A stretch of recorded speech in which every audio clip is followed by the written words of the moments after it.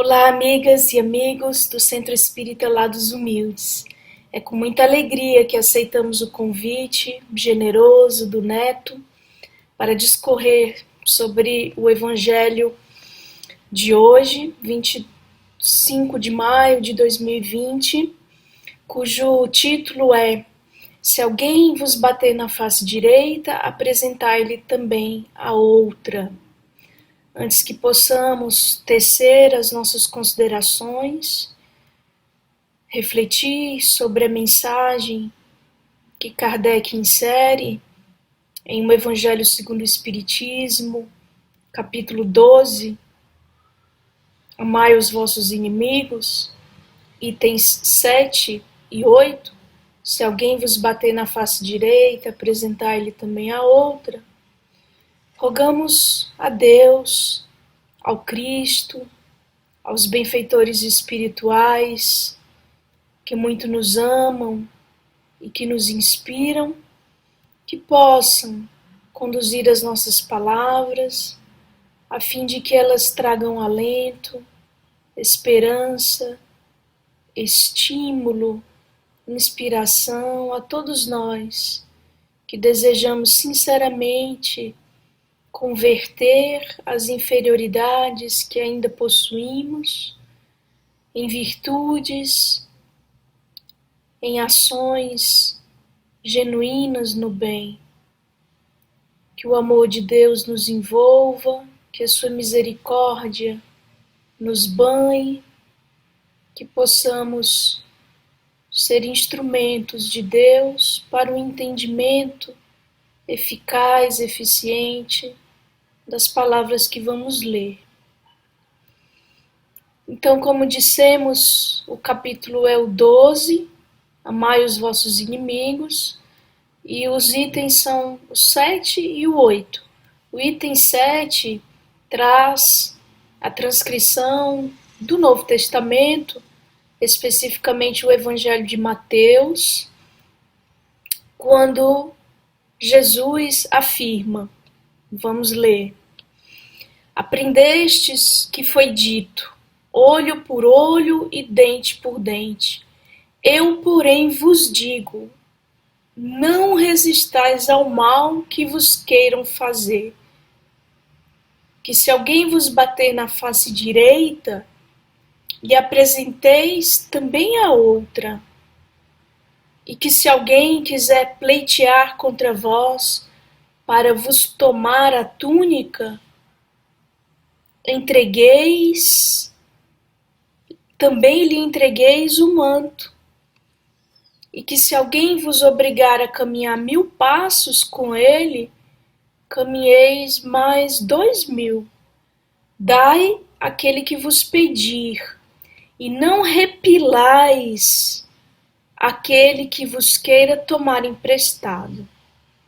Essas palavras, amigos, Jesus proferiu na sua manifestação pública primeira, aquela conhecida como o Sermão do Monte, o Sermão da Montanha, que é trazida na íntegra pelo evangelista Mateus, nos capítulos 5, 6 e 7 do seu evangelho.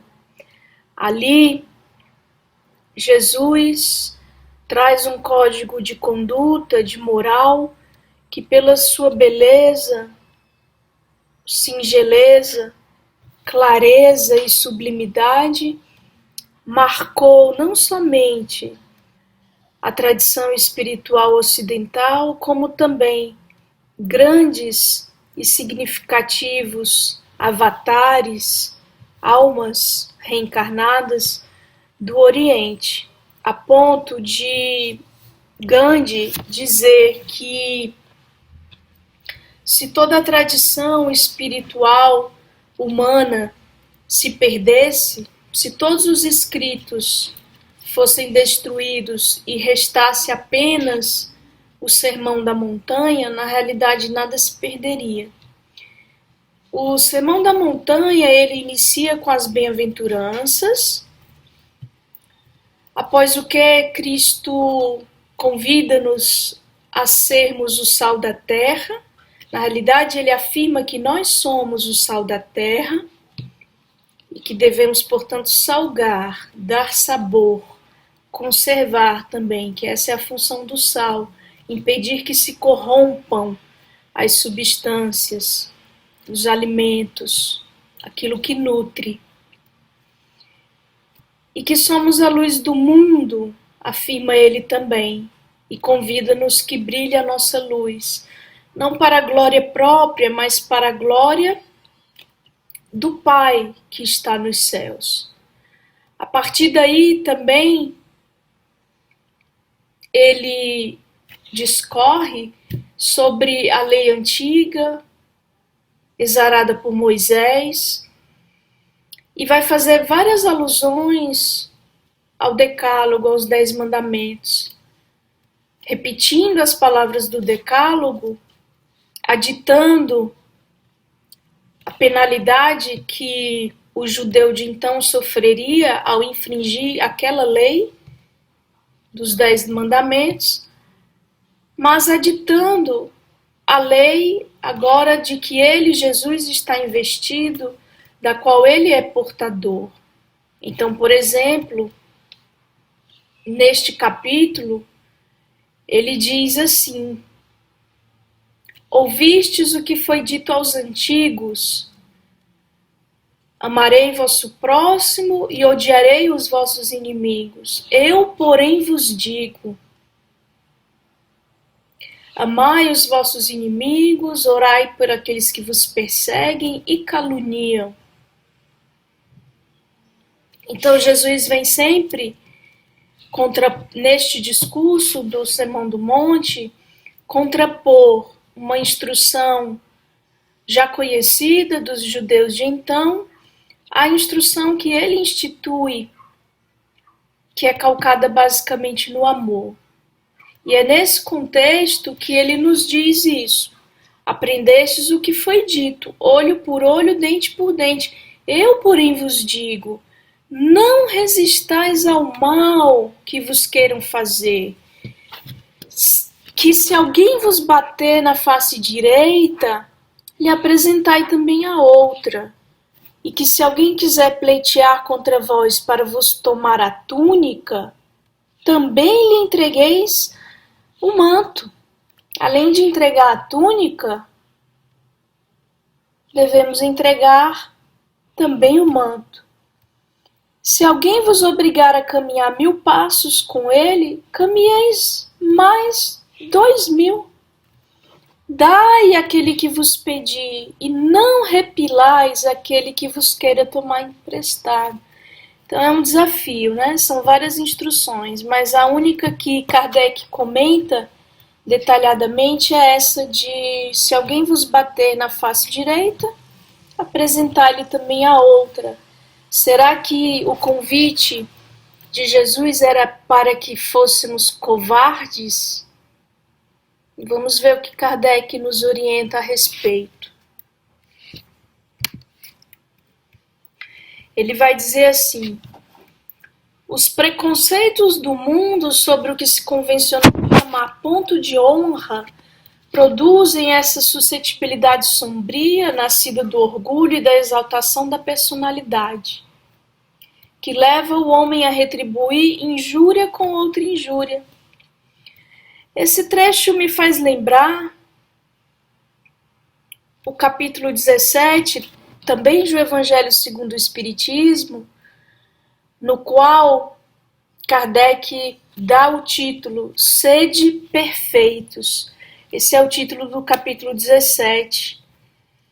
E quando Kardec vai discorrer sobre o que vem a ser a perfeição, os caracteres da perfeição, ele diz que tudo aquilo que superexcita o sentimento da personalidade destrói, ou pelo menos enfraquece, os elementos da verdadeira caridade, que são a benevolência, a abnegação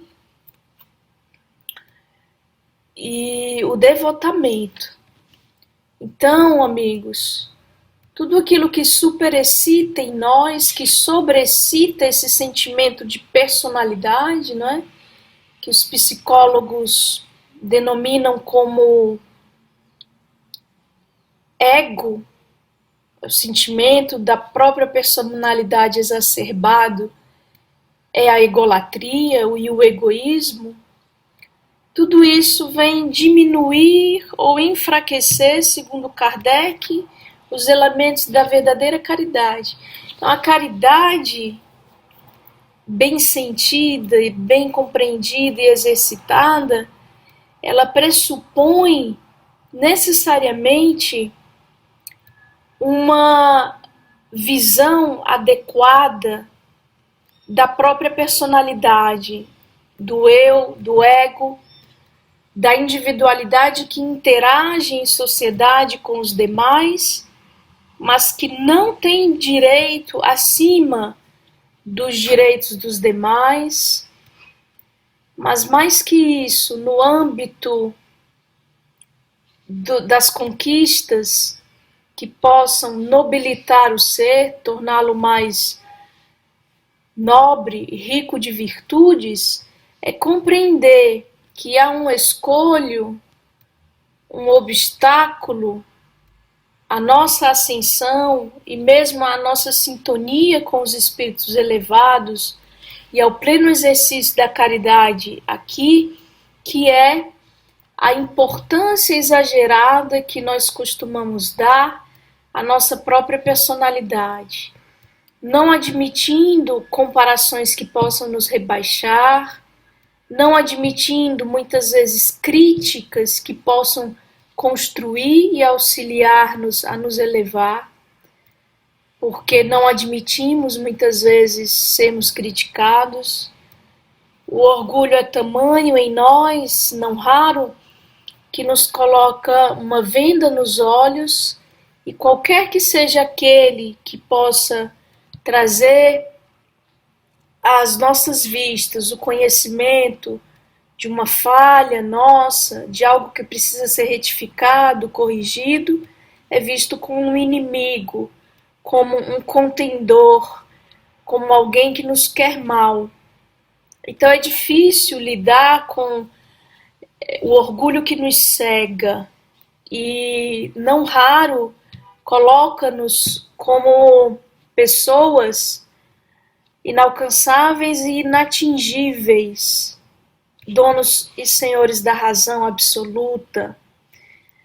E aí que nós percebemos a grande importância da virtude humildade, porque ela permite essa abertura de vistas, permite o escutar daquele que nos ama, daquele que nos quer bem e até daquele que nos possa querer mal quanto aos nossos próprios erros, às nossas próprias falhas. Não há autotransformação sem isso, sem a percepção dos próprios erros, sem o inventário moral daquilo que em nós precisa ser corrigido e retificado. E quando o orgulho é grande, o sentimento de sermos ofendidos, ele é grande também. Ele aumenta as possibilidades de melindre e de queda, como também de fascinação, influência espiritual que nos faz nos agarrarmos à própria personalidade, aos próprios valores e ao próprio modo de estar no mundo, sem admitir em absoluto qualquer represália ou qualquer comentário que possa evidenciar os nossos erros. Vamos adiante.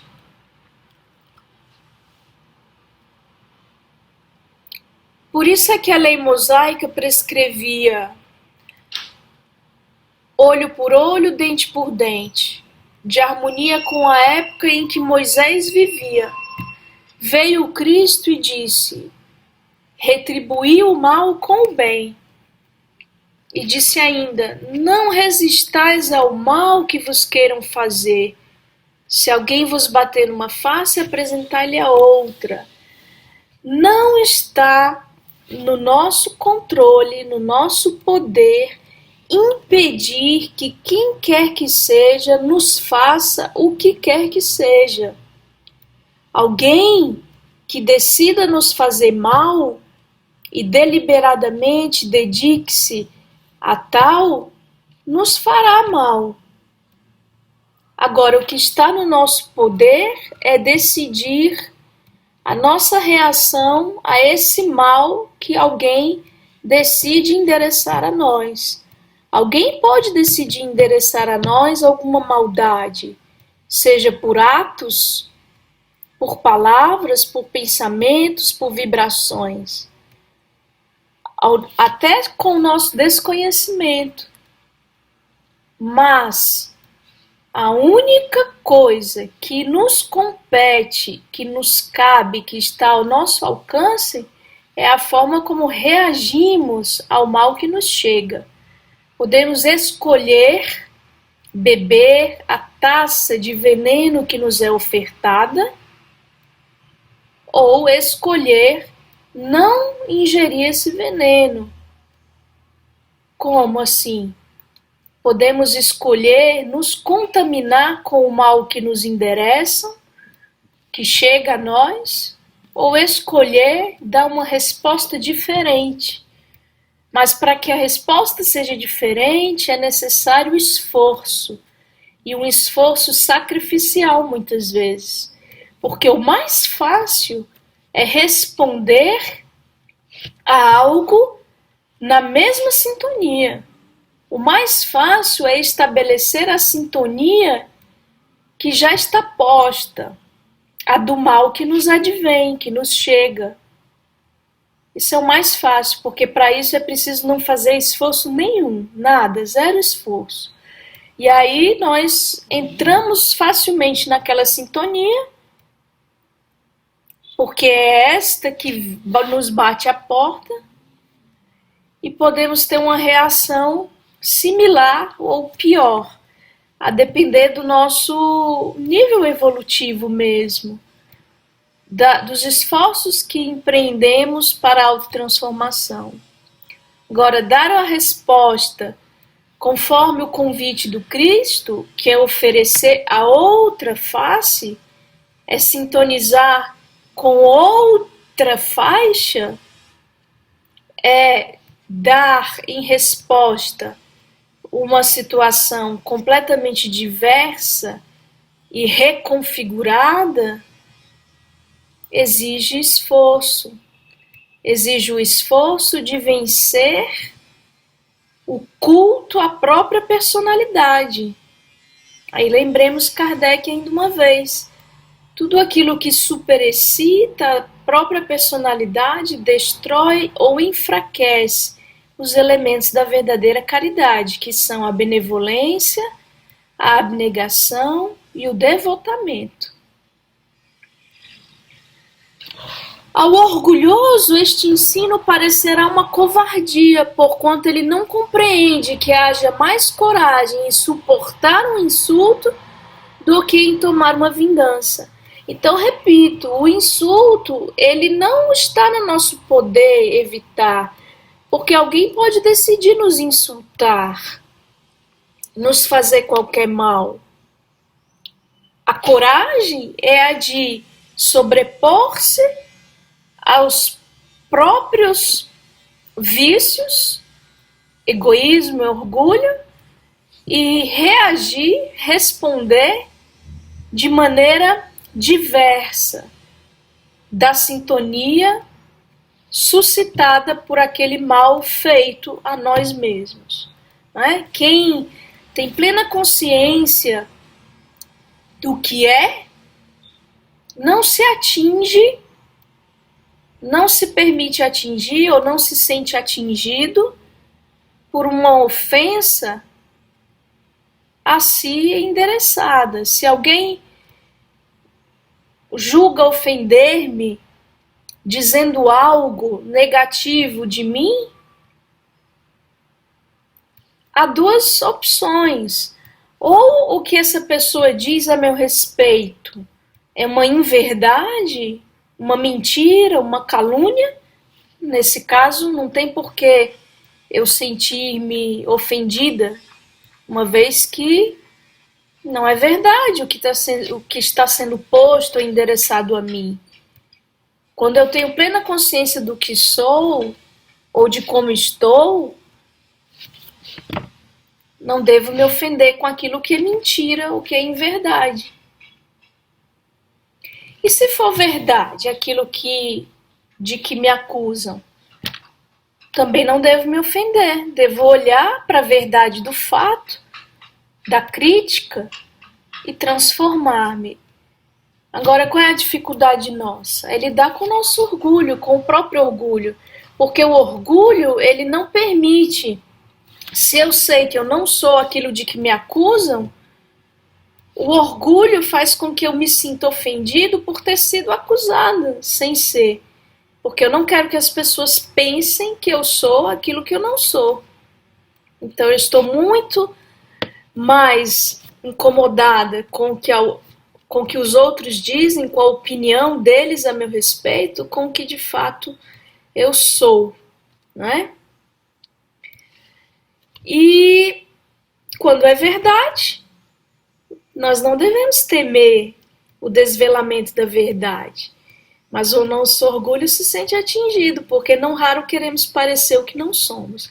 Vamos adiante para as últimas palavras. Nós vamos nos ater apenas a alguns trechos, para que não nos delonguemos, uma vez que o nosso tempo é limitado a meia hora.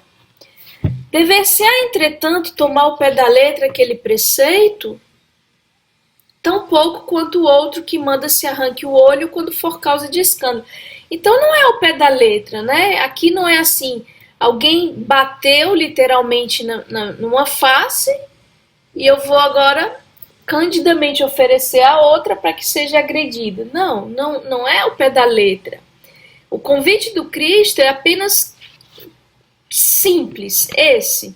Não retribuir o mal com o mal. Retribuir o mal com o bem. Não buscar a vingança. A uma ofensa, devolver com outra ofensa. E tampouco ele condenou a defesa, não é? Ele vai dizer assim, levado o ensino às últimas consequências, né, se fosse ao pé da letra, importaria ele em condenar toda repressão, mesmo legal, e deixar livre o campo aos maus, isentando-os de todo e qualquer motivo de temor. Se lhes não pusesse um freio às agressões, bem depressa todos os bons seriam suas vítimas. O próprio instinto de conservação, que é uma lei da natureza, impede a que alguém estenda o pescoço ao assassino.